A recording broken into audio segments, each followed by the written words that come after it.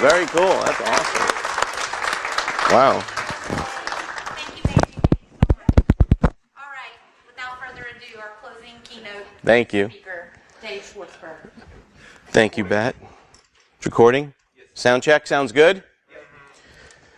So, BSides Indy. Pretty badass, huh? Did you guys have a great time or what? A lot of fun. A lot of fun. We had a great time. So, today's talk is kind of had the theme of last year. There was an election. Somebody had a certain campaign slogan, so we kind of took it from this. And this talk originally was created with Chris Sistrunk and myself. So there's still going to be references to Chris, but he'll be here in memory, and like an imaginary Chris will be here, but I'll be playing him. So first quick introduction. You guys know me as Dave Heel Schwartzberg. There's my Twitter handle. I work for Mobile Iron and work in mobile security, but also helped create Hack for Kids back in 2014. And there's going to be some additional references to that. But everybody who's running on a campaign needs to have a slogan. So mine is, no child's email is left behind. They should all have their own server. So now I'll be acting in the part of Chris. Chris Sistrunk. He's a consultant, big SCADA guy, ICS, over at FireEye, formerly Mandiant, and also one of the organizer for BSides Jackson. And his slogan is, we're going to build a firewall. I'm going to make IT pay for it. Make SCADA great again. Tried to do my best, Chris, there. So in the spirit of us all being patriotic, technical, and security people, please chant with me. USB, USB, USB. Thank you for your participation. So now, why don't we just kind of cut over to STEM. So anybody here never heard of STEM before, knowing it as science, technology, engineering, and math? We've all heard of it. Good. Little background, most people don't know.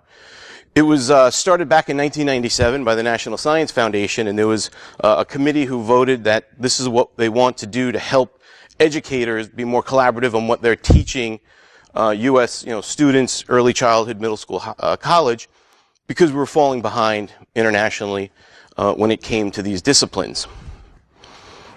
About 13 years later, a group of people came together and said, we're missing something. Art. So they created a website, STEAM, not STEM. And art's important. It absolutely is. Creativity is kind of like a foundation of what we do, and as humans. About 4 years later, Rob Furman from the Huffington Post wrote an article on, we need to include reading, which creates the acronym of STREAM, which is very interesting. But reading is also important. All these disciplines are very important. I'm not saying one is more important than the other, but I'm really here to focus on STEM. So is Barack Obama. So back in 2010, Barack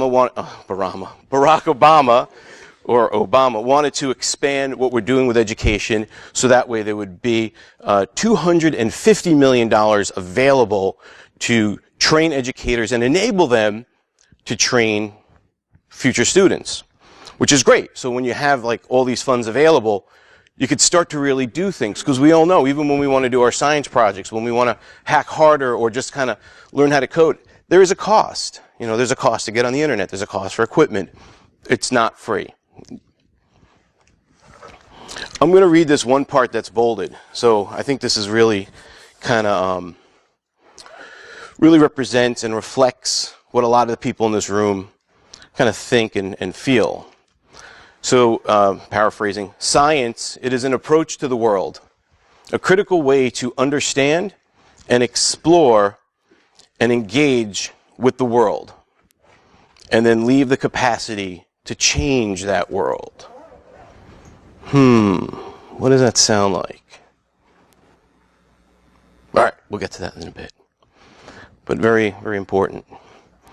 So how do we come up with this? So we hang out, and Chris and I were just kind of talking about how we need to include hacking a lot more in some of the things that youths are doing. We believe that they're natural hackers for a variety of reasons. And so we wanted to kind of come up with an acronym. And we came up with maybe putting the H after the S, but SHTM. Your EM didn't seem like you could put another vowel in there, and we didn't think that would be appropriate.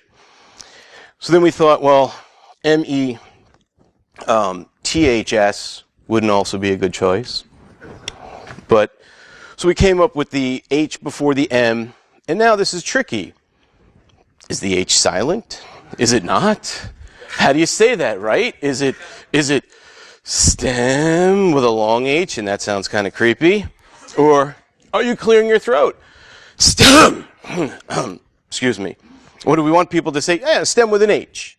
Yeah.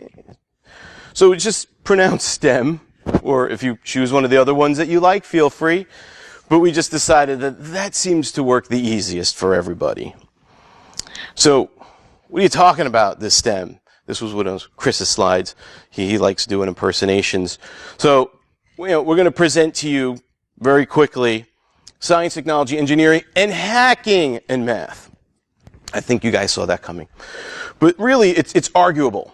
I've heard some arguments saying, well, you got all these other STEM disciplines, and hacking is different. It's not exactly the same approach as what you're doing with science, technology, engineering, and math. So it really doesn't belong.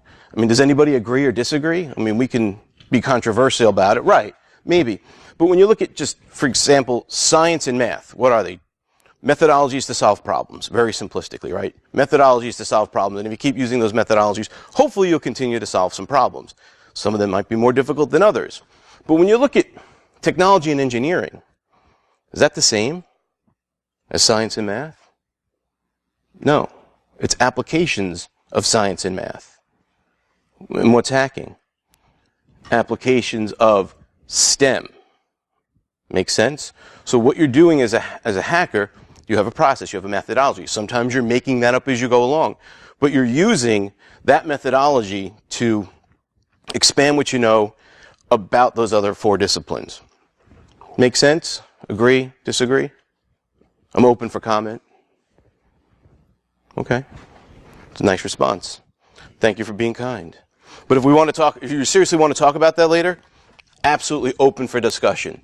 Because I don't want to stand behind something that I believe, and Chris feels the same way and strongly about, and if we're wrong, or if there's a way that we can make it righter, then I'd like to do that. And well, in the words of Russell Ackoff, the famous economist, doing things righter.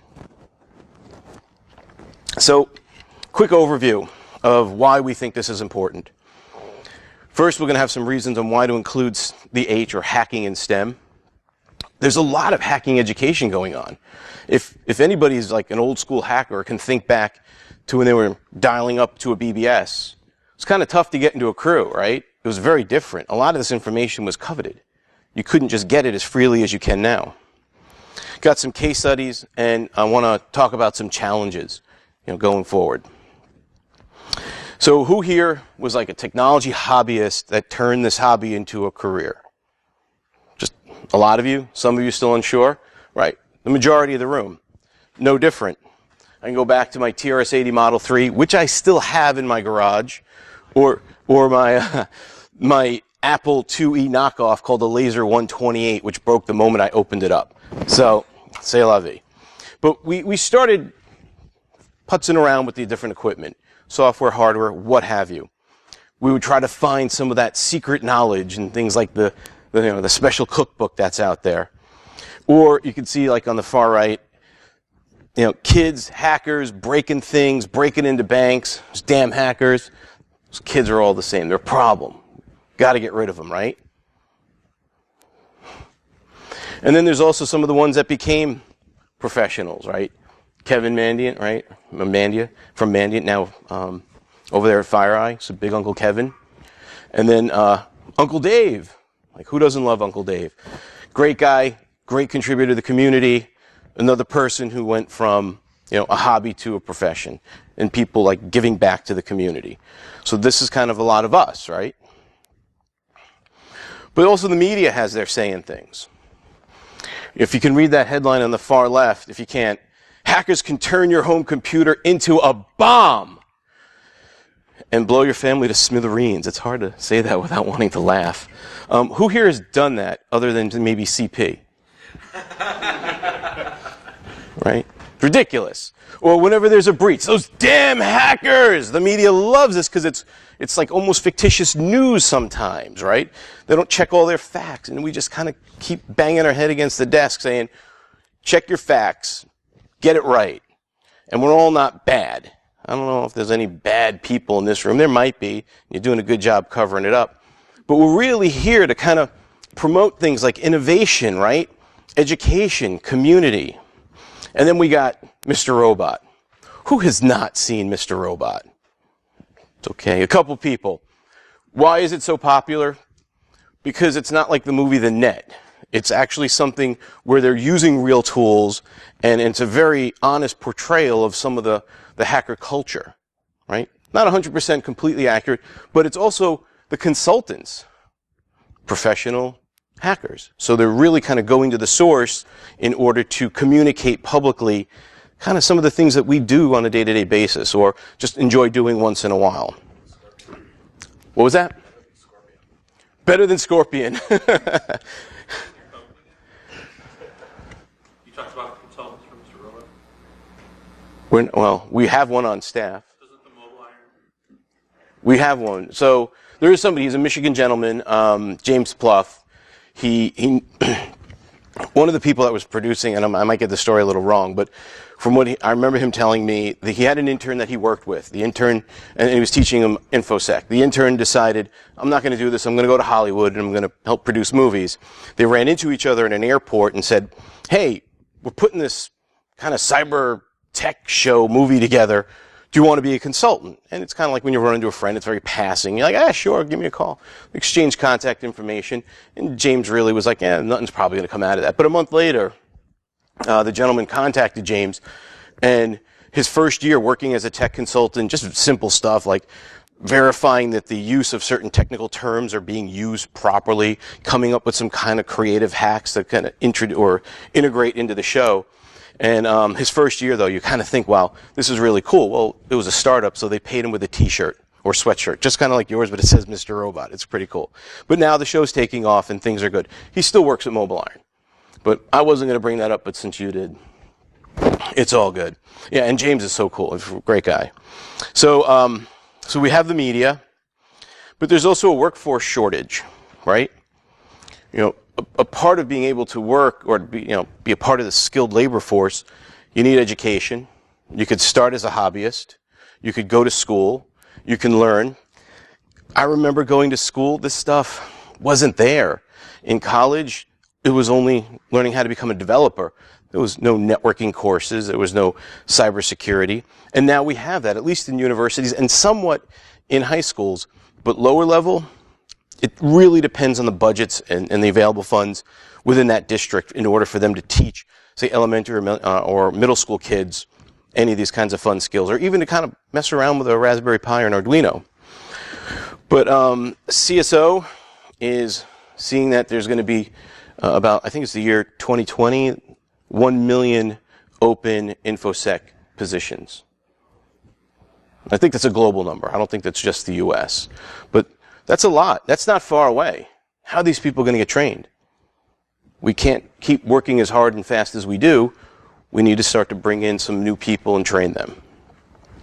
And at BSides Las Vegas last year, Swag was walking around interviewing some folks, and they're asking different practitioners of, like, what's a good way to approach this problem? And some people just, I don't have any idea. And it's a hard problem to solve. Educating the next workforce, getting those 1 million people employed. And so that's a bit.ly to the video if you want to watch it. So when we go to education, we look at kids. It's actually kind of playing the long game.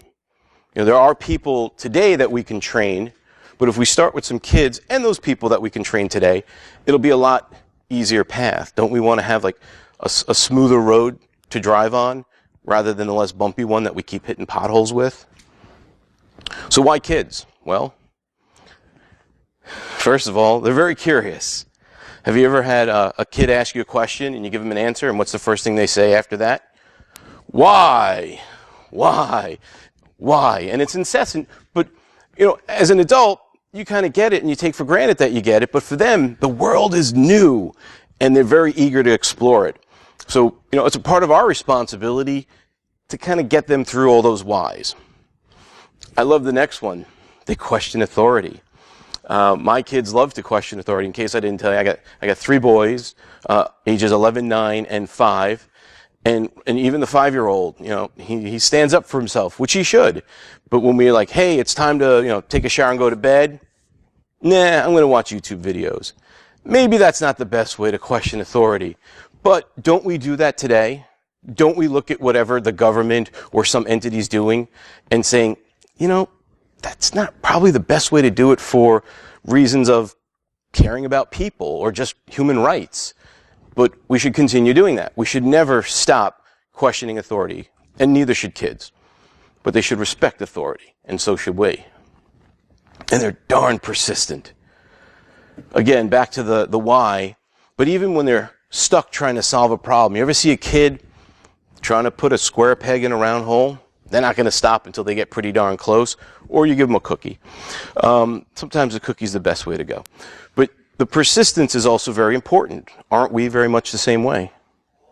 Right? How about their ability to innovate? Excuse me, I got a great example of that coming up. But if you give them something, we saw that today at the table in the next room. Gave some kids some electronics. Yeah, one of them picked his head up. And they just went and just started plugging things in, doing some stuff that none of us probably thought of before. And that's great. We want them to do that. Innovation is so important when it's done properly. But if we don't have people properly trained on what security principles and practices are, and when they do create new technology, IoT, they have to have those security practices in there. And if they're not doing it from the design, what do we have? IoT. Excuse me. And they're also great social engineers. Have you ever had a kid say, well, I'll give you my example. So I'll have my son come up and say, well, I want to go to a movie tonight, and I'm going to go with my friends, and his mom will be there. All right, what'd your mom say? All right, I'll be right back. She said to ask you. I said, okay. Well, and we go through the questions. Is your homework done, et cetera, et cetera, et cetera. And then, of course, his incentive is to go to the movie. So what do you think he's going to tell me? Everything I want to hear. Yeah, homework's done. Well, they're always going to use that ability, excuse me, to tell us what we want to know, tell us what we need to hear to get to the next level. Are we any different as professionals? I'd say not. I mean, doesn't mean you have to be a liar, but what's a good social engineer? A liar that's not caught. So my kids have learned to be good social engineers. This is a great story. This is a really good story. I mean, aside from like starting this stuff at 3rd grade, this 5-year-old boy, while his dad was at work, wanted to use the Xbox. His dad works in IT, so of course, wants to have some tech laying around, and his kid, well, also his dad put a passcode on the Xbox, so his kid can't just use it any time of day. Makes sense. So what does the kid do? He uses his curiosity of punching extra codes and is persistent to not stopping until he performs a buffer overflow on the Xbox with the controller and gets right in. It's a great story. Find the video, and the interview kind of went like this. I wanted to play video games, so I kept pushing codes until I got in. Yay! So cute. Love it. Oh. 1, 4, 9, 2. Okay. And 1, 4, 9, 2. Is it okay to share your password with people? Yeah.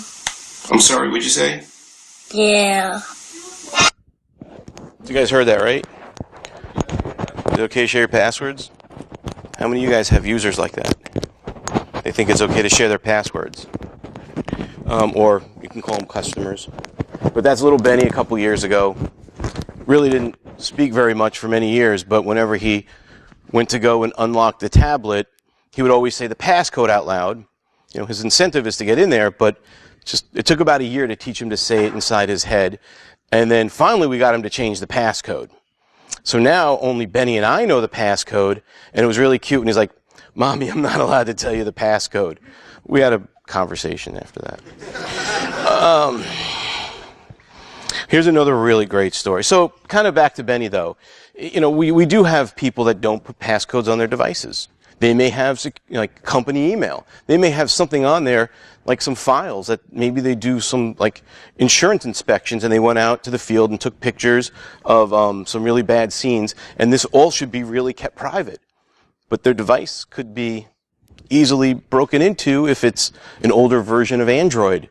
I think we also have somebody in an elected position that's using an older Android phone and does a lot of tweeting, which could be a problem. So here's another great story. So this is a story about Chris Sistrunk's son, who was learning how to use MIT Scratch. You guys know how to use Scratch? It's fun, even for adults. Simple way, it's kind of like Legos with some coding syntax. You don't have to be caught up on doing all the typing, but things snap together very nicely, and if they don't belong together, it just gives you a nice, pleasant beeping sound. So Chris's son had this Pong game that he made. But, you know, with his curiosity and innovative skills, he said, you know, every time player 1 or player 2 hits the ball, I want to make some random colors. I want to make it all psychedelic. I want the ball to go nuts. I think he even had some sounds that were going in there and getting louder and louder, driving Chris's poor wife insane slowly. The next thing was, he said, well, I want to win, so I'm going to change the rules. Every time I hit the ball, my paddle's going to grow 10 points in size, and every time player 2 hits the paddle or hits the ball, their paddle's going to shrink, making it harder and harder. But then he actually said, well, let's make the ball bigger, where it just kind of went back and forth making noise and just kind of stopped moving, and it was just this big psychedelic blob on the computer. Kind of cool. That's the innovation and curiosity. But being the 9-year-old that he is, what do you guys think he named his awesome Scratch program?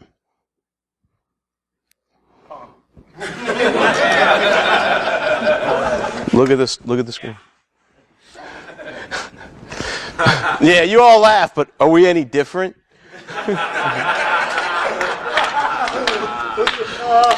So why should we include hacking in education, right? I mean, you can kind of see it. Some of the kids who are able to have these resources available, they're really able to kind of explore and innovate and question authority and be social engineers and all that other good stuff. And there's a increasing number of organizations doing this, and this list is even just a very short list.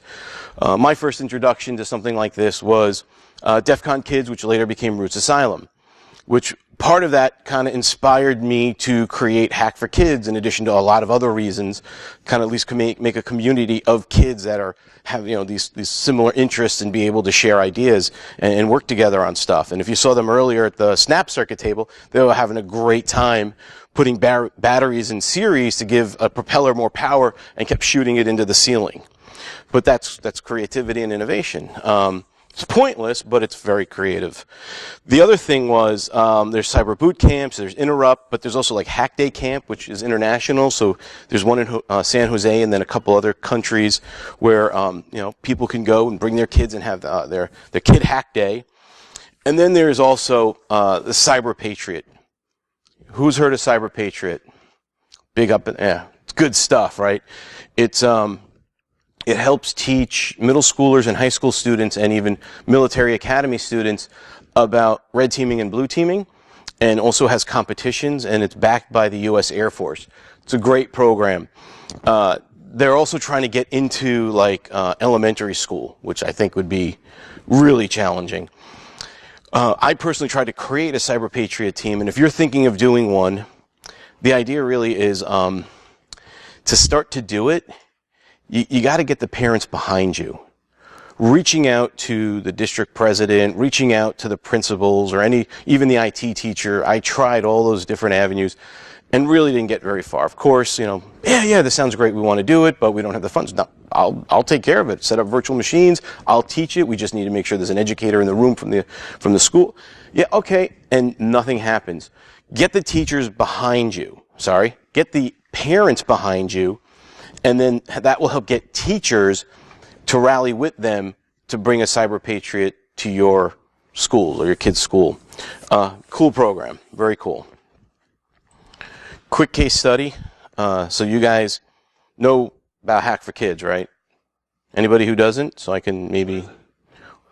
Real briefly, Hack for Kids is a charity designed to help solve some of these problems where kids that are curious about technology, cybersecurity, or anything that has to do with tech. We're there to introduce some of these things to them as well as make friends, but also teach them about anti-cyberbullying and safety online.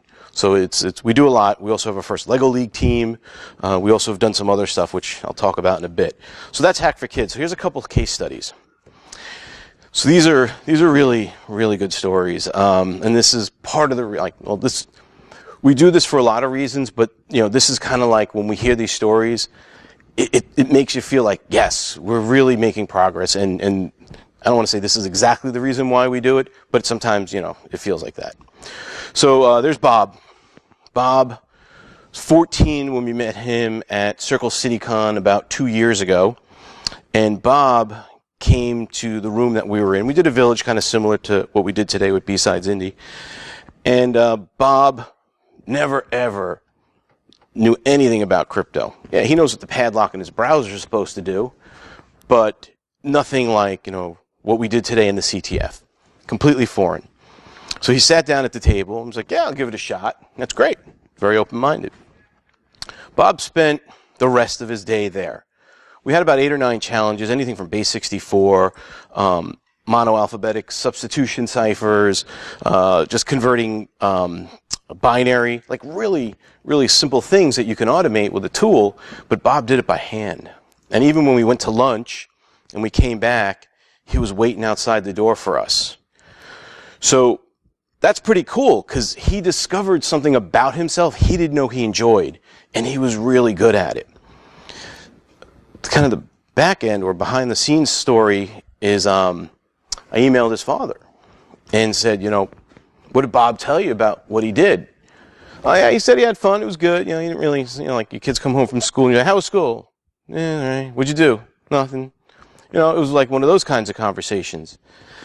But I wrote up this email to let Bob's dad know he impressed us beyond what we would have expected anyone that came that day to do.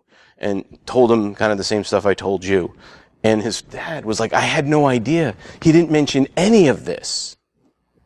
So right there at that moment, for a parent to have a revelation about what their child's interest in, and the kid just sometimes, I think most kids are like this. They just don't tell their parents certain things that they're interested in for no reason. They just don't. And his dad was like really thrilled. And then after that, he said, we're going to go to Hack for Kids Chicago. Are you guys going to have these challenges? He really wants to do this. And are they going to be the same? I said, no, we're going to have new ones. And we're going to create some just for him. And one of the fun ones that we had was a 3D printed Braille plaque that they had to kind of go through and figure out the Braille. And Orabesh, for any of the Star Wars geeks, you know what Orabesh is? We had some stuff encoded in Orabesh. So that was really cool. He had a great time. So that was Bob. Bob loves crypto. Then there's Alice. And so, this one starts off as a sadder story. So I met Alice in Detroit last year at BSides Detroit.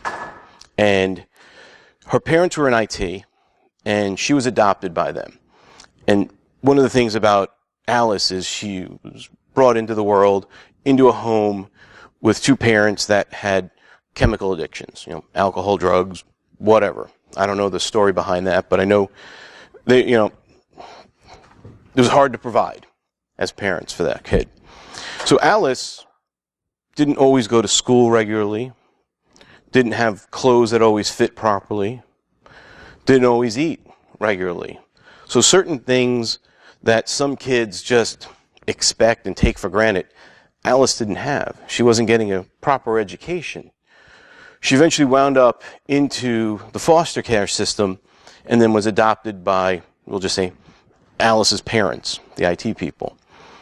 And they went to BSides Detroit because they wanted to go and check it out. And they heard that there was going to be a hack for kids. So they brought her. And it's not that Alice was like really into tech, but she was starting to show signs of interest. So her parents wanted to see where it would go. Well, one of the things that Alice did, and I would ask them, I'd try to get to know the kids a bit. She never really did anything with like Lego Robotics or Mindstorm or the EV3. And we had this sumo bot competition. So we had about 12 kids there for that event. So she was the second kid to compete. So she built her bot. It wasn't exactly this one. I grabbed that off the internet. But it was kind of had like a wall in front of it. And what they do is the bots have to push each other out of this circle, right? And, you push it out, you win. You break pieces off of the other bot, you get points. Well, her bot won all the challenges thereafter. So she got first place in something she's never done before, which was a $25 gift card. So now, mind you, this is someone that had a really rough start in the world. So imagine what winning a $25 gift card meant to her. It's pretty cool, and we're very happy to do it. But then she went on and started to do some of the other challenges that we had in the CTF. She got through all the crypto. Now, one of the things is you might be thinking, how much help did she have from her mom? Well, one of the things that we do is we always tell the parents, if your kids are stuck, ask them a simple question. Do you want time or coaching? And you could do it too. Time or coaching. A lot of the times they'll say, I want some more time.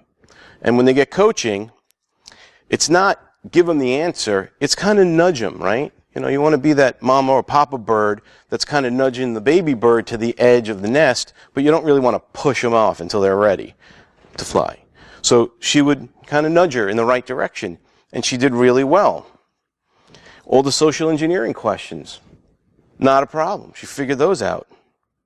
Lock picks, she did very well. She didn't get them all, but she did very well in that category. And then the badge contest. She was one of the only ones that figured out what the encoded message on the badge was that was scrolling by. So she was doing really well. Well, she did so well, she tied for first place in the CTF. So now, here she is. She's got a $25 gift card and then a pick of the first prize. So she got herself a Khanna kit, which, if you know what that is, it's like a little Raspberry Pi starter kit. It's a great thing for somebody who's interested in this stuff to start with, because it has Scratch on there, and you can build a Minecraft server, write Python code. It's a lot of fun. So these are some case studies I wanted to share with you, because it's hard to know about these things unless you hear about it, right? It'd probably be a good write-up on our website, but that's kind of telling you about why we need to have hacking in STEM. Some other case studies, we started in 2014 with 40 kids, and then in 2015 we educated about 115. And then in 2016 we were closer to 240, and this year we're projecting that we're going to be able to educate about 350 kids, including today. So we had about a dozen kids there today. Awesome. Thank you. So I'm going to kind of go a little quicker, but how do you engage the students? Be a mentor. And if you're a kid and you already know something, you could be a mentor too. It doesn't have to just be somebody who's in senior in high school or college grad. Leadership's important, right? We also have to demonstrate leadership within ourselves to show them so they know what good leadership is. Any kind of activities that you can think of, Raspberry Pi, Pi Zeros are pretty cheap. The crypto challenges we have online on our website, so if you're struggling to come up with something fun, you can go to our website and download them. Python. And then we always have a CTF that's online. It's online right now, ctf.hackforkids.com. Anyone can, even the adults, can sign up and have some fun. Every time around an event, we'll then reset it or maybe create some new challenges. I really wanted to spend some time to talk about what we did with a DEF CON 24 scholarship. Unfortunately, kind of running a little short on time. So I just want you guys to know one of the things that we did real briefly is we sent 4 students that were graduating high school to DEF CON. We paid for their airfare, put them in a hotel. We provided some food for them a little bit. And it wasn't without the support of the community. We got money from Mozilla. Some people at Mozilla just gave us $1,000. So We're going to try to do another one. Maybe we'll see. Maybe next year might be better timing, but that's really good stuff. They had a great time, and then they wrote up their experiences, which I'm going to share someday. Challenges, it kind of comes down to the view. The public view of us is not always very positive. We need to keep it positive. Keep doing positive things. It will change. It's becoming cool to be a hacker, but not a cyber criminal. Funding, makerspace, hacking spaces, all this stuff's important.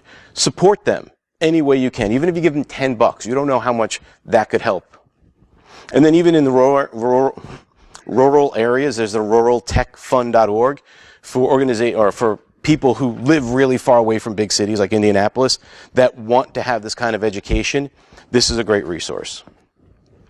I'm going to skip these challenges just because of time. I think you folks can get it. It's hard to measure the metrics. Very difficult to report on success. I mean, who wants to answer a bunch of surveys, but sometimes we need to know how well we're doing. And can't emphasize this enough. It's everybody. We're all in this together, okay? So participate, do your best to support all these different kinds of activities in order to, make STEM great again. So I will cut to the silliness of Chris Sistrunk, and even added dual core kind of growing there, wearing his DerbyCon hat. Vote for STEM. Make STEM great again, and vote for Dave and Chris in 2016. Thank you, guys. So I try to keep with the time. Do we have time for a couple questions? Okay. One question? Anybody? Take two. Just lose the room around us. Any questions? All right. Oh, you do? What are the age requirements, the beginning age requirements for what the parent should look forward towards? So, generally speaking, if your child's starting to show some interest in technology, or if you just want to take the initiative to expose them, there are games and activities for them, even as young as 3. And you can maybe push it to 2, depending, again, everybody's development. But there's a game called Robot Turtles. I bought the Kickstarter kit. It's no tech, but it teaches programming and loops and flow control and all that other stuff. And it's a great way for you to spend time with your kid off screens, because it's card-based with a board, and you have to make the silly little sounds of the turtle moving and blowing up ice walls. It's required. So, what ages do you recommend, for Hack for Kids? So Hack for Kids, right, which is where I thought the question was going to first go, 7 to 17. Once they're 18, kind of different mentality and state of life where they're at. But 7, we have it going into 3rd grade. Because there's a big difference between someone going into 2nd grade versus 3rd grade from a reading and executive functioning capabilities and their ability to kind of sit there and focus. Thanks for clarifying that. Did you have any other questions in there? Okay. Anyone else? Yes, sir.